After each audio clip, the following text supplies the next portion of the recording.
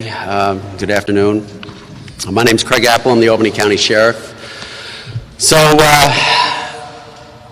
basically on Wednesday, August 4th, at approximately 8:30 p.m., I received a call from a local attorney.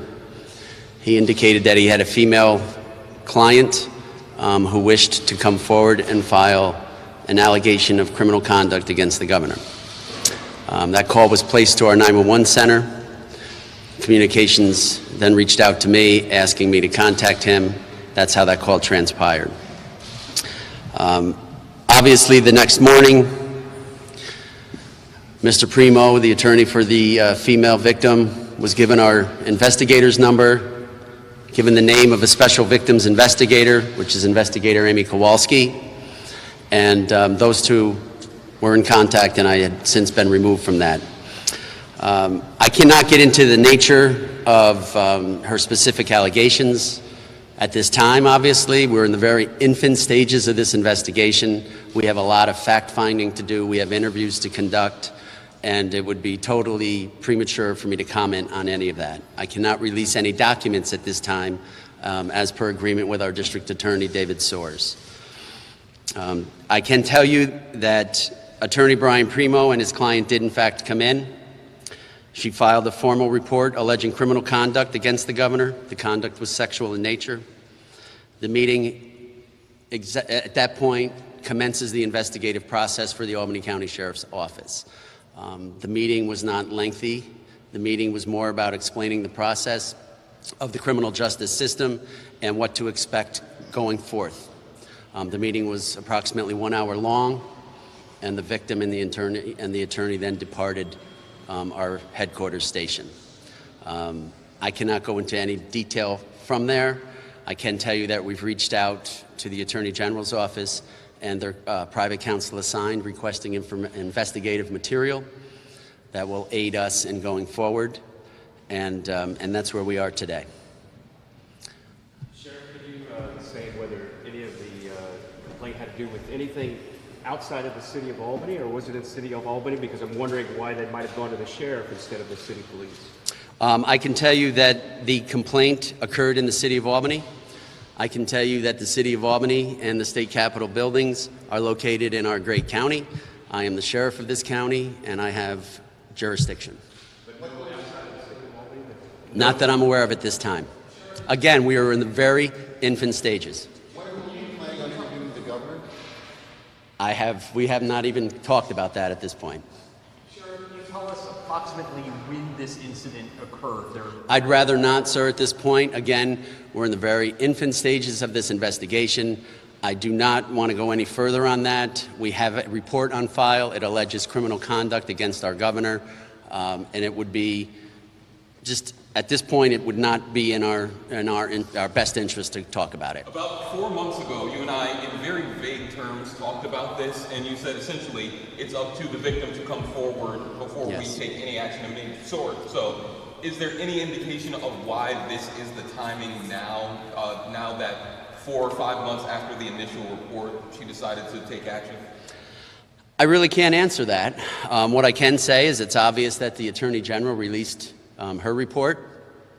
I think maybe at that point she became aware of just how brave the other victims are to come forward, and that may have empowered her some as well. Do you have any estimate of how long an investigation like this usually takes? You know what? I would be guessing. I mean, this is obviously a very high-profile investigation. There's a lot of information out there. We have a lot of fact-finding to do. We have a lot of interviews to do. And you know what? I'm not going to rush it because of who he is, and I'm not going to delay it because of who he is. We're going to conduct a very comprehensive investigation, as my investigators and my staff always do. And when the data and the facts are compiled, we'll make a decision at that point. Your approach won't change, considering that this involves Governor Cuomo? I couldn't hear the beginning of that. Oh, sorry. To that point, your approach in this investigation won't change as opposed to other investigations, considering that this involves Governor Cuomo? No, it's obvious a high-profile investigation. I mean, it's the governor. But listen, we treat victims the same. We investigate the same. This one just has more eyes on it. His lawyers to notify them of this criminal complaint? No, I have not. I have spoken to our district attorney and members of his staff. We have discussed it, and we hope to sit down in the upcoming week to come up with a game plan. Listen, the last thing we want to do is continue to re-victimize these victims and have them tell the story over and over again. And I know I've read the report as well. I've read our report that we took from our victim. And again, I commend them on their bravery for coming forward. And now it's time for us to begin our investigation. Would your investigation have been assisted at all if the Attorney General also had a criminal investigation instead of what we got earlier this week? It would be hard for me to answer that. There's other investigative data out there, I'm sure. That's the information that we're looking for. How will your investigation be different than the AG's investigation? I'm sorry? How will your investigation be different than the AG's investigation? Well, right now, I would say that our investigation is involving criminal conduct. I believe that the Attorney General was given their investigative powers were steered more towards civil investigation. Our investigation is more towards a criminal investigation. Sheriff, would you be kind enough to walk us through the process going forward from here? So obviously, Mr. Primo and his client came in on Thursday afternoon. As I said, they had roughly an hour of a more or less meet and greet and explanation of the criminal justice process and how this is going to proceed. From here, we've already requested investigative material from the Attorney General and the private counsel that they had hired out. We're waiting to review what comes back, as well as the district attorney from Albany, and I believe there's several other district attorneys involved in this at this point. Our focus is right here. And then at that point, we'll review that data. At some point, we're going to have our victim back in for probably a very lengthy interview, could be a series of interviews. And at that point, depending on the facts and the circumstances, we'll sit down with the district attorney and make a decision to move forward with a criminal charge. Based on, again, I'm really on the peripherals of this, but it would probably be a misdemeanor, possibly a couple. And one last question, if I may. You repeatedly used the word victim. There's a presumption there that they have been victimized. You're at the preliminary or very infant stage, you say, this investigation. So when you say victim, does that telegraph that you believe that they've been victimized? Well, you're being very presumptuous as well. No, I don't mean you to apologize. I'm just... So again, I think we've all read the Attorney General's report. I think we know what's in it. At this point, I'm very comfortable and safe saying that she is in fact a victim. And again, I commend all of them for coming forward. This is a very tough time, and for something that you know is going to put a lot of stress and pressure on a victim, I give them all the credit in the world. So one of the major parts of this particular allegation was the fact that Executive Assistant number 1 is anonymous. So that being said, what do you think is or should be the role of the media as it relates to this? There's probably 20 cameras here right now. Listen, I obviously want to protect all of the victims. You know, we spend hours of training and learning how to handle victims, and you know, they've had a lot of stress put on them. They've been through a rough period of time. The last thing I want to do is continue to re-victimize. I think every time that their faces pop up on TV or their names are mentioned on TV or radio, it does in fact probably put more stressors on them. I think, you know, I know that it's, you know, everybody wants to know what's going on, and it's your job to report that.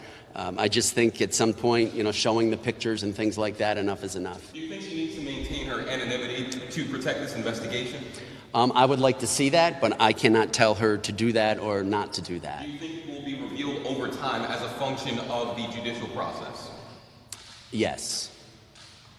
Yes. Have you request to subpoena any records from members of the governor's staff in connection with this? Not at this point, but again, we got this complaint Thursday afternoon.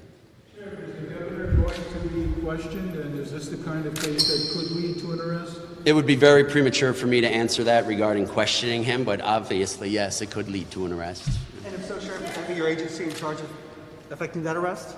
Would our agency be affecting that arrest? Absolutely. Is there a specific date on the complaint of when the behavior occurred? I'd rather not get into that. The Albany Police Department does have some small involvement in this. Is this going to be at some point a joint investigation because of the overlapping jurisdiction with law enforcement?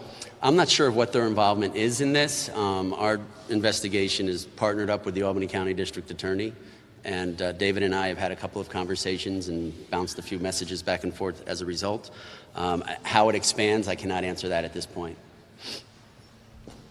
Do you have a sense of timing on when you might get the materials in the Attorney General's office? Well, I would think living in a digital age, we could get it expeditiously, but I'm not confident of that. So I'm hopeful that we'll have it maybe in the middle to latter part of this coming week. I know the state police are sort of close to this on a number of levels, but at some point, would you enlist their help as well? We may. It all depends, how the investigation unfolds. I think as far as investigations or in forensics, I'm very confident in the men and women that work for me. But we may use the lab at some point. And a recurring theme from the administration as a whole is that a lot of this has just been political in nature and motivation. How can you reassure those who are questioning whether or not this is politically motivated that it isn't? Politically motivated. From your office? From my office? Well, I can tell you, Daryl, that I had a female victim come forward, which had to be the hardest thing she's ever done in her life, and make an allegation of criminal conduct against the governor. I think as far as the sheriff's office, I am elected as well. I think that we have a proven record in this area, in this region, of helping people, taking care of people, and I think that's what we're supposed to do as law enforcement. I think that's what we're supposed to do in government, is take care of people. I have a young lady that came in who's alleging that she was victimized, and we're going to do everything in our powers to help her. Sheriff, just generally speaking, can you talk about how your office works with the district attorney's office in cases like this, investigations like this? So we will share information back and forth. We may enlist the help of their investigators. He has, 7 to 10 investigators over there as well. We may have to partner up to do some interviews or something to that effect. But ultimately, it's welcoming to have the district attorney involved on the foundation. They're very familiar then with the investigation going forward. They know the facts, and you're not in the 11th hour trying to push a case on him and expecting them to make a quick decision. When do you expect to reach out to the governor's office? I have no timeline on that whatsoever. Again, we're not going to rush this because of who he is. We're not going to delay it because who he is. We're going to conduct a very comprehensive investigation, and when the facts and all the data and the evidence is compiled, we'll make a decision at that point. And besides getting the Attorney General's materials, what other things do you need to have happen first before you reach out to the governor's office? Do you need other types of materials or other types of evidence? Yes, we do. I'd rather not disclose exactly what we need, but yes, we will need more than just information from the Attorney General. And don't forget, there's going to be an interview conducted at some point with our victim. And why won't the criminal complaint be released, perhaps in a redacted form to protect her identity or... In addition to the identity, I was asked by our district attorney not to release it at this point until we have an additional meeting to discuss exactly what we're going to be able to gather. We didn't want to have singular pieces of paper out and about, so we're just going to keep everything in-house at this point. And when will you be meeting with the district attorney? I'm hopeful it could be even tomorrow. It could be Monday or Tuesday at this point. Sheriff, all of the allegations are borne out, proved to be true, that this woman has come forward with. Can you tell us if that would be within the confines of a misdemeanor, or would it be a felony? Well, I don't think that would be proper for me to answer at this point. What I have read so far, I can say that, we're floating around a misdemeanor, but again, that's just from the Attorney General's report. We haven't had an in-depth interview with her. What are your comments on the statements made yesterday by the governor's attorneys? I'm sorry? The comments made yesterday during the briefing with the governor's attorneys. I did not watch any of that. On pressing charges? Do we plan on, excuse me? Pressing charges? I can't understand. Pressing charges. Pressing charges. It would be improper for me to answer that right now. Is it safe to assume that you are protected as far as retaliation from the administration? Or do you think that there is a chance that the administration, being the Cuomo administration, would retaliate against you, as there have been ongoing rumors of that kind of behavior? I'm the county sheriff. I'm not going to be intimidated. I'm not going to be coerced. That would not play out well for anybody. Can you talk about the special victims unit that's going to be doing the bulk of this investigation? It's a group of investigators that are trained to handle sexual assault investigations, as well as regular criminal investigations. They're very well trained, they're very professional, and they're very thorough.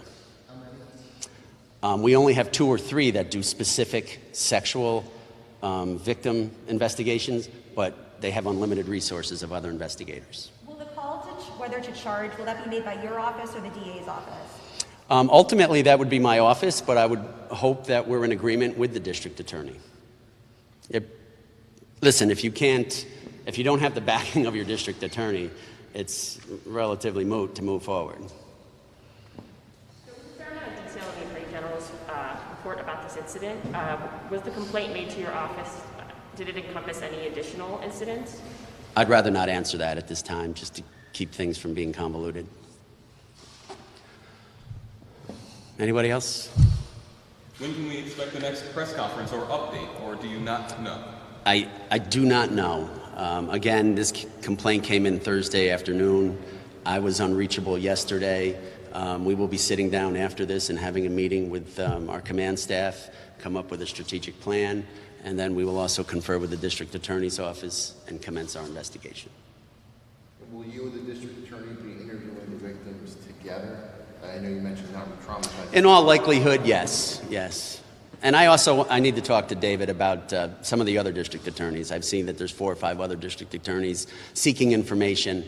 Again, I don't think we need to have a room full of people to sit down and interview our victim. So we'll have to go over the logistics of that. And if you guys are sharing documents, why not just share the AG's materials? We need it. I believe David's waiting for the AG's materials as well, yeah.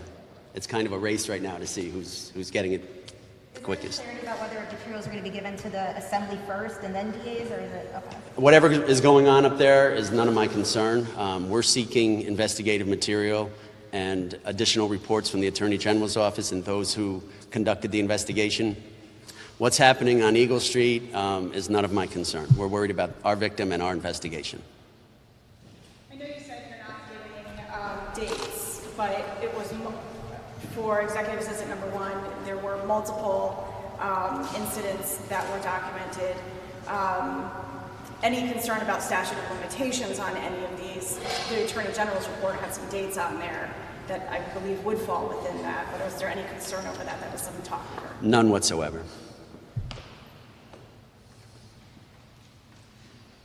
Again, I thank you for coming out. I hate to break up your Saturday, but again, we're just starting to get moving here. So thank you all for coming.